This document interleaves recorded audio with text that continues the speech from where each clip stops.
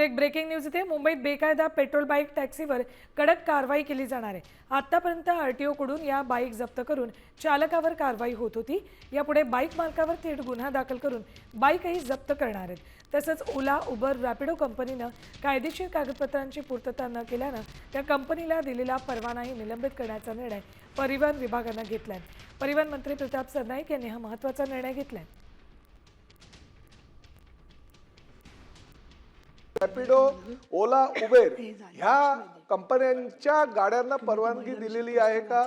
तर होय, त्यांना परवानगी दिली होती। फक्त 1 महिन्याचा कालावधीसाठी परवानगी दिली होती, परंतु 1 महिन्याच्या कालावधीमध्ये त्यांनी कागदपत्रांची पूर्तता करणं आवश्यक होतं, परंतु त्यांनी पूर्तता केली नाही।